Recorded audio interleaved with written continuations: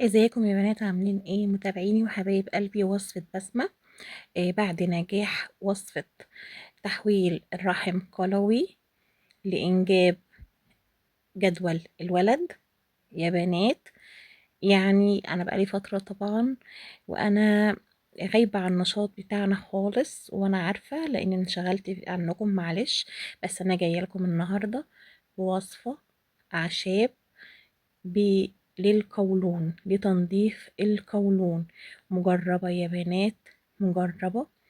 مجرد بس عايزة تجربي نص كيلو متاح، يعني الكمية اللي انت عايزاها من نص كيلو عسل. بس العشبة اللي فيه يا بنات بسم الله ما شاء الله، انا معرفش هي ايه، هو دكتور اعشاب هو اللي عاملها.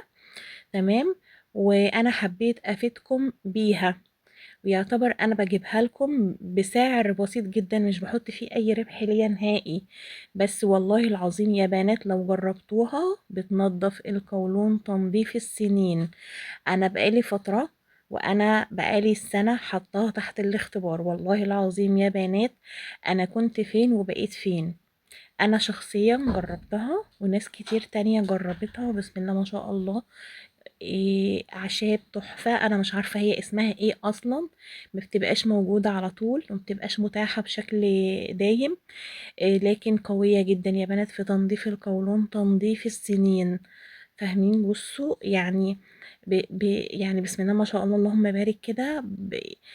انا انشغلت معلش والله في شغل الفساتين ومعلش والله العظيم بقالي فترة، وانا خلاص كنت مقررة مع نفسي ان هطلع اقول لكم عليها واعرفكم بيها، واللي تطلب حاجة اشحنها لها.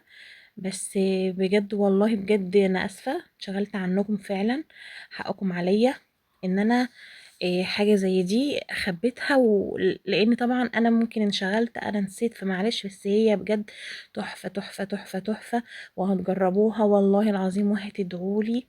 بتدخلي الحمام حرفيا بتجيبي تنظيف سنين، بتنضفي القولون بشكل يومي. انتي هتاخدي منه بس على الريق معلقة، على الريق الصبح، هتبصي تلاقي نفسك يومين تلاتة لو نسيتي تاخدي اليوم التاني لا هي شغالة. متخيلين؟ بصوا يعني تحفة. وهتدعولي وتواصلوا معايا واتس وانا اشحن لكم لأي مكان.